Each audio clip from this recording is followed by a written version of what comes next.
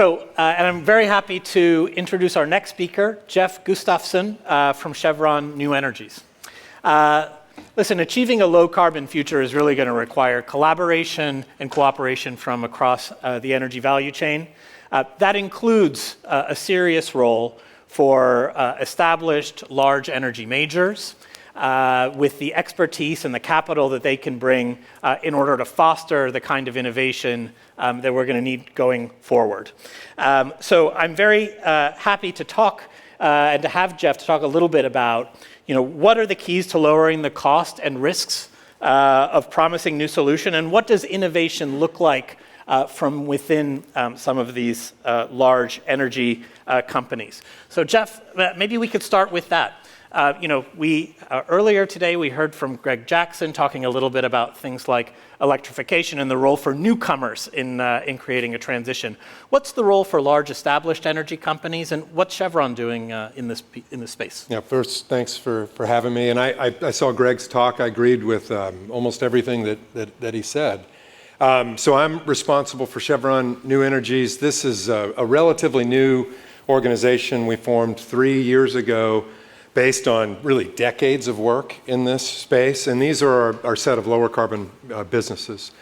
Our company strategy, just to provide that context, is to leverage our strengths to safely deliver lower carbon energy to a growing world. And every word in there is very important, and lower carbon is a part of the enterprise strategy, although we are a very large oil and gas company.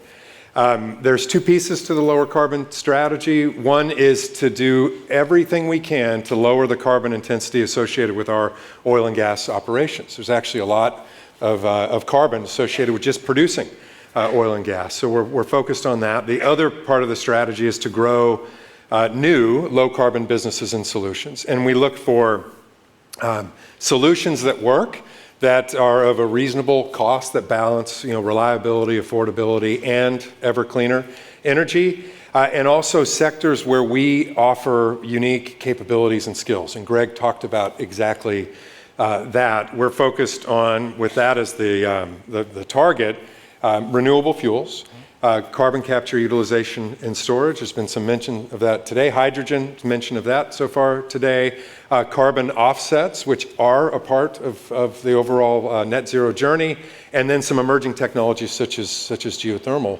So we feel like we have a big role in this. We feel our industry has a big role, and I'm excited to see what we can do with this going forward. Yeah, that's great. And you mentioned a few of those solutions. I mean, Chevron has made some really big bets on what we call clean molecules, so renewable fuels, things like hydrogen.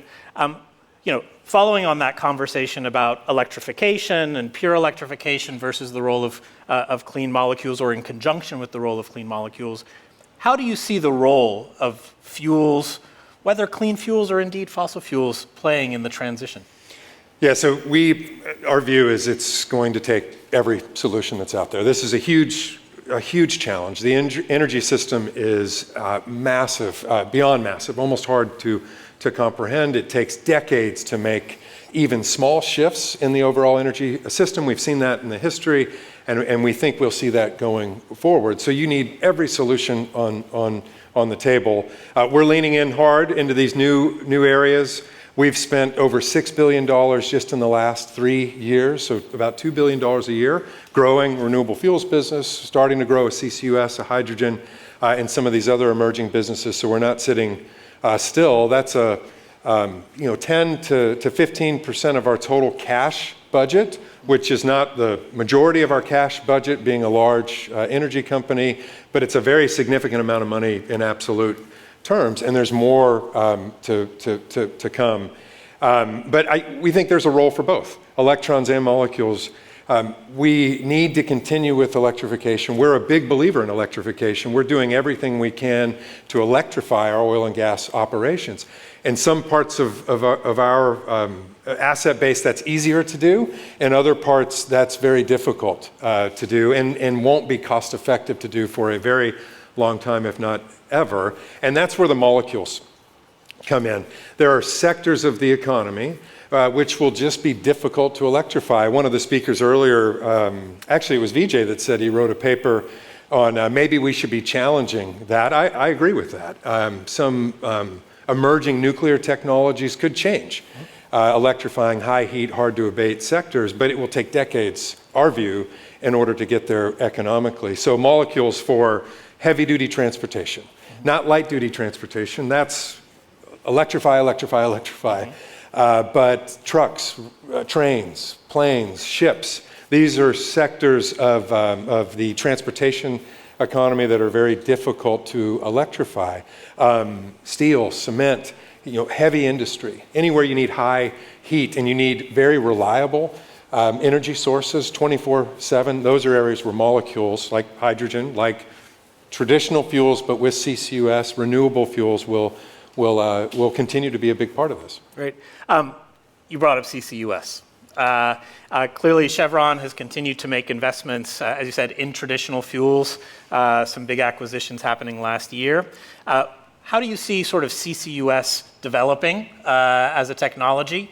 Some say it maybe have had a bit of a rocky start. There's a lot of policy drivers.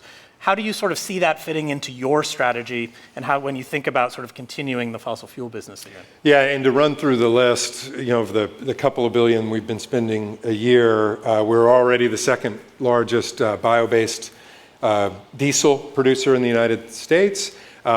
We entered a very large green hydrogen project last year in the western part of the United States. We're also looking at other sources of low carbon hydrogen in the US, Asia, and elsewhere.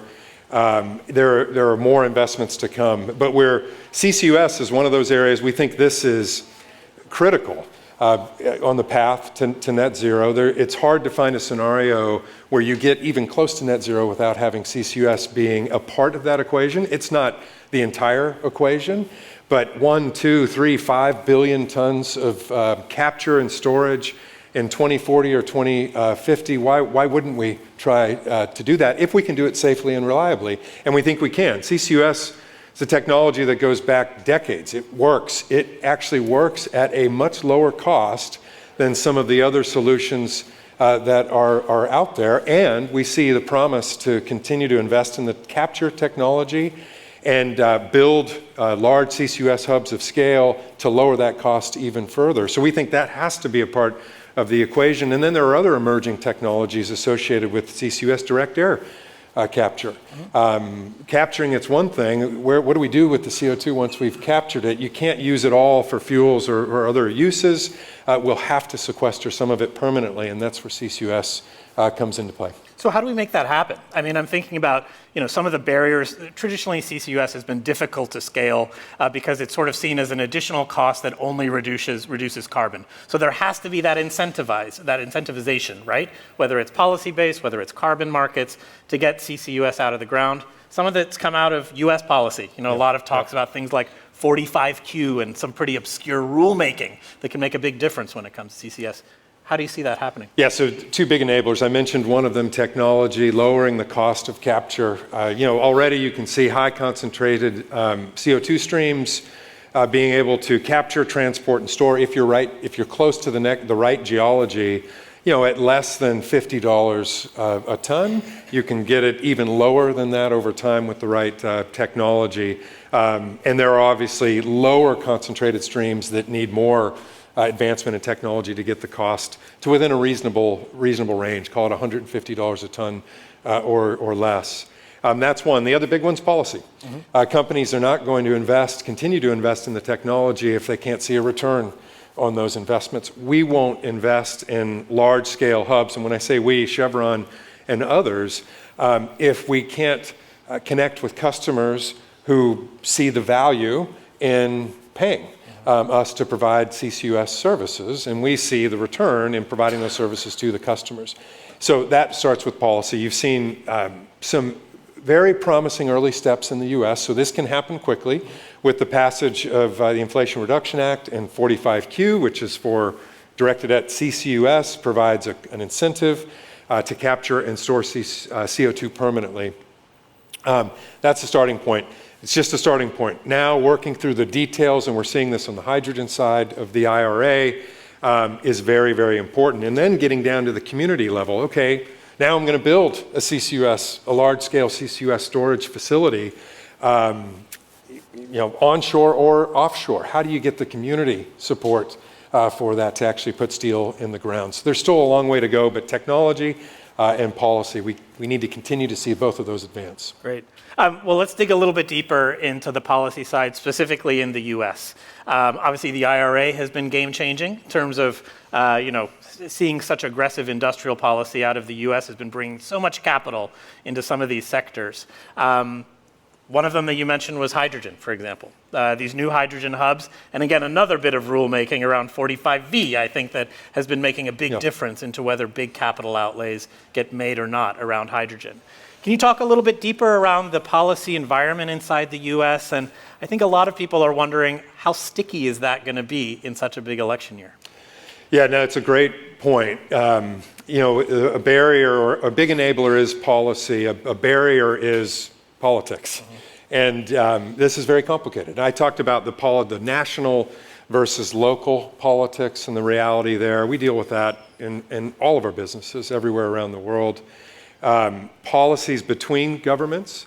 CBAM came up, I think, a couple of panels ago, the importance of that. There's a very efficient, effective way to resolve this policy constraint. It's a price on carbon, a global price on carbon, at least a national price on carbon in certain jurisdictions. Across Europe, you're getting there. The US, we have a long way to go. Easy to say that, very hard to put that in practice politically. And we have an election coming up this fall. To be honest, I'm not looking forward to that. But that introduces risk and uncertainty into the equation.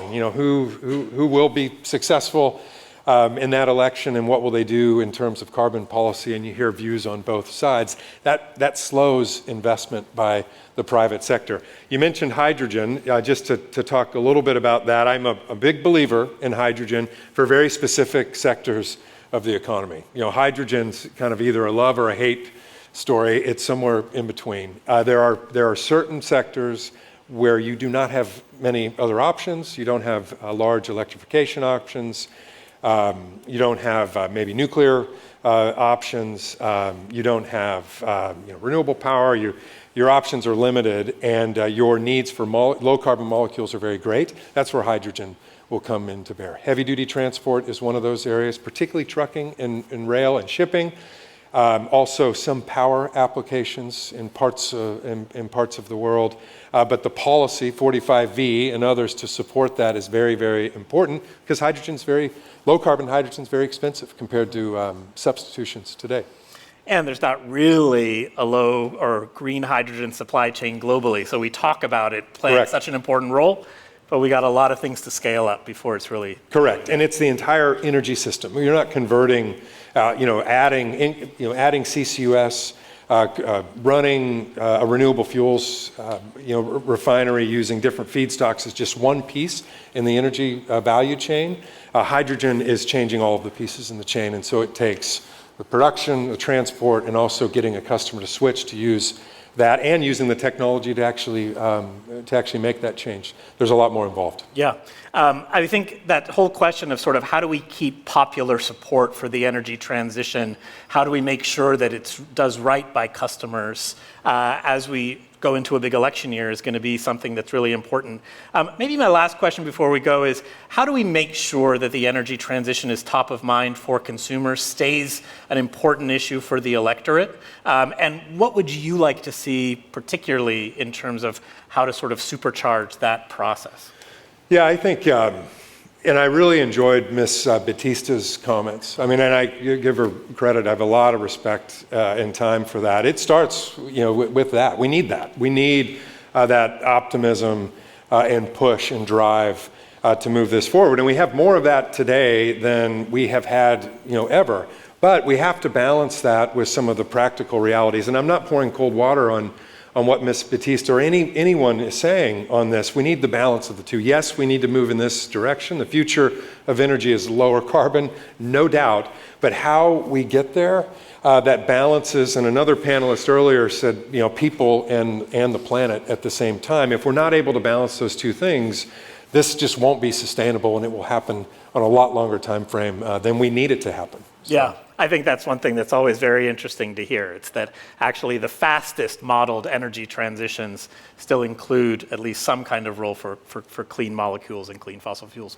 Anyway, Jeff Gustafson, thanks so much for joining us today. I thought that was a great conversation, and thanks a lot. Thanks, Phil. Great.